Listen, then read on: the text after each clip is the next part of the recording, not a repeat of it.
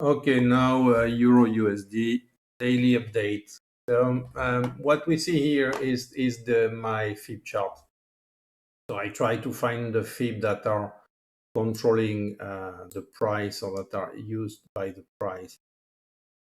What we see here on this swing from end of COVID move to the top here, we are stopping, and we stopped yesterday. First of all, we closed last week under the 23.6 fib, which is important because we are in a way breaking this uptrend. So that's important. On a daily basis, we have been closing several times under it, and even yesterday we went through it.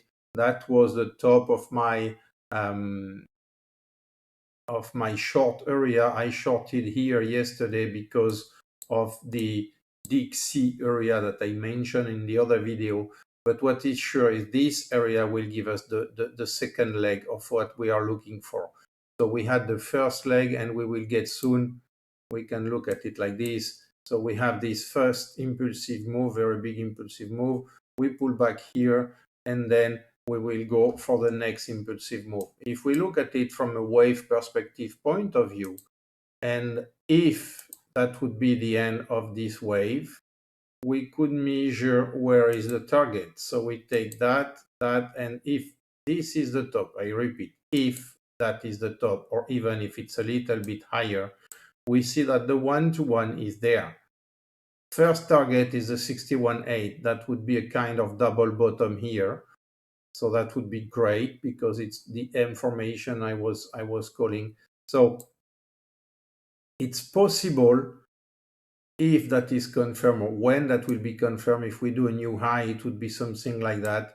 Then we will have the targets, the first target here at 117.67 or at 117.94. So it's 117.41. So 117.40, 117.60, a little, that would be the first target of this move down, of the second leg of that move. And then the second target, if we would go there, it's not sure, but if we would go there, would be the 116. And if we would see the 116, we would have a perfect double bottom here. That would be absolutely great to get long. So for now, I'm short Euro USD, as you know. So that's just something I wanted to show you.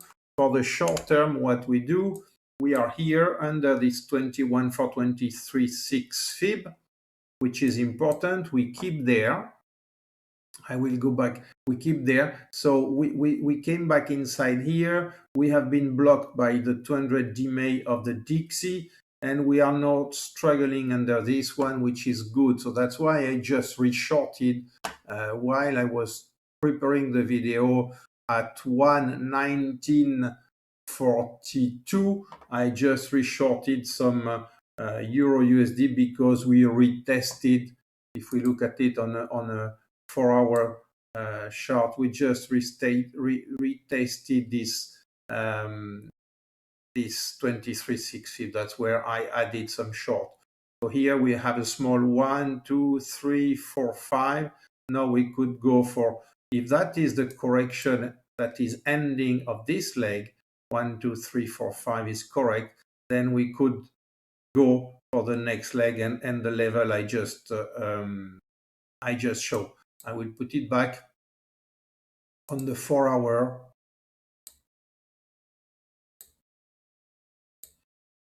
So 116.84 here on the 4-hour. The thing is depend on which time frame we take it, because of course the swing is not the same.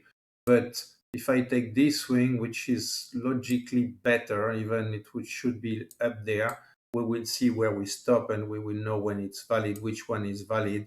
But if we take this swing, you see it's 117.53. That's what I say, between, let's say, 117.53 to 117. That's where we have this this move, and that would be the 38.2 of this fib, which is very good. So those fib has to be checked very closely because they will control the price. They have been controlling it for a while, and they will still control it and give some good place to enter shorts or to add back or whatever side you are trading on it. The other thing which is interesting is this trend line. If we put this trend line here, we can put it a little bit better on that swing. Okay, so if we put this trend line there, okay, like this. So it's a weekly trend line that is using those fibs here. Let me put the regular candles. That's much better for that. Okay, and the weekly. Great. So it's a weekly trend line. It's like this. Let's put it nicely. So we have something like that.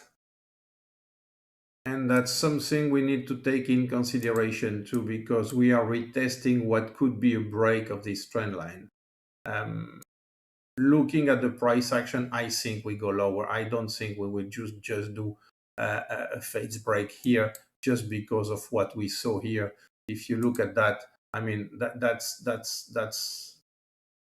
I would be surprised, to be honest, to see this stopping here and posting a fades break is what we saw already.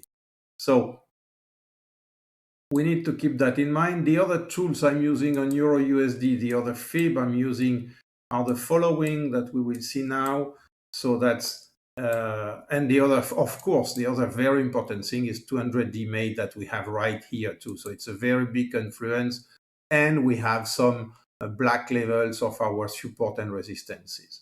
Then if we look at the other fibs, I will take off those things to have a cleaner chart. That's what we have.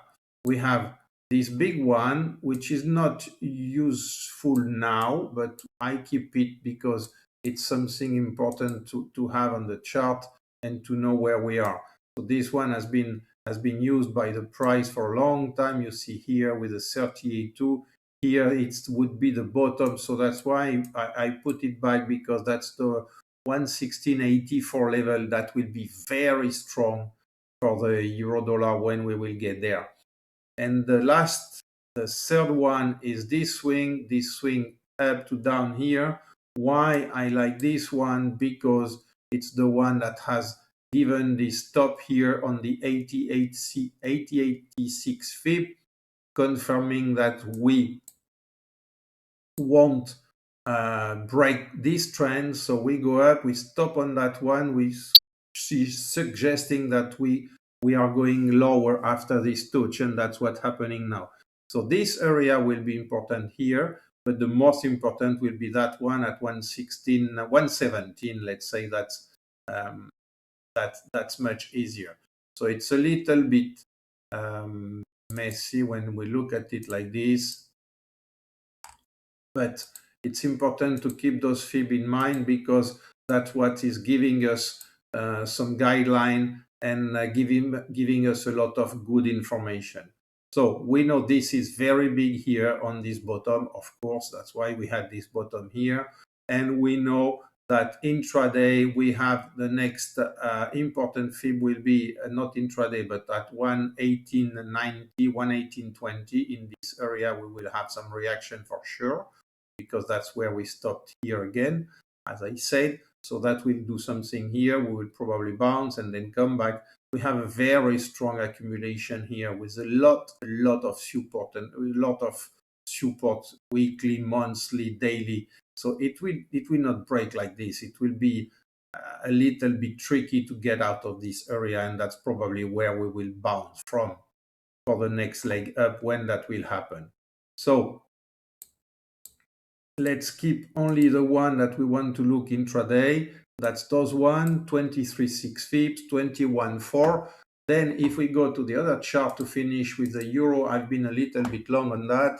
We have the same thing, the trend line I just posted, this level that I had called and where I get short up there yesterday when Dixie was on the 200 DMA and his level, his level. And I get short again this morning at 119.42. I am still short from here, and we get short again here with this 23.6 fib that I just show on the fib chart. And we are now, I think we can now look a little bit lower. What is important intraday or before the weekly close is we had this kind of head and shoulder pattern that was projecting here where we have the 200 DMA, but we didn't really complete it. So I would have preferred to have completed that pattern, especially with the, if we look at the 4-hour chart, we have a nice order block here that would block the price. So it would have been better to have done this, but we didn't. The momentum on the downside was very strong, and I think we could soon, very soon, get the second leg starting here, as I just said on the other chart. And there we have this weekly, sorry, not this weekly, this green level. That's the level we are using. We have the medium term and the long term.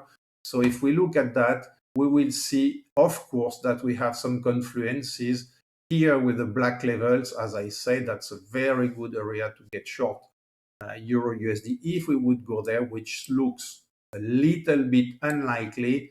Just keeping an eye on this neckline here. We could bounce from here perhaps. I will stay on the short side now. I will not play any more short long. I will just stay on the short side because I want to focus on the level, and it's hard to focus on level on each side. So that's what we see now. We have this one here. We stop on this green and the black area. When we will come back here, we will see this one giving a bounce, which is around the 92.50, 92.45 on the Dixie.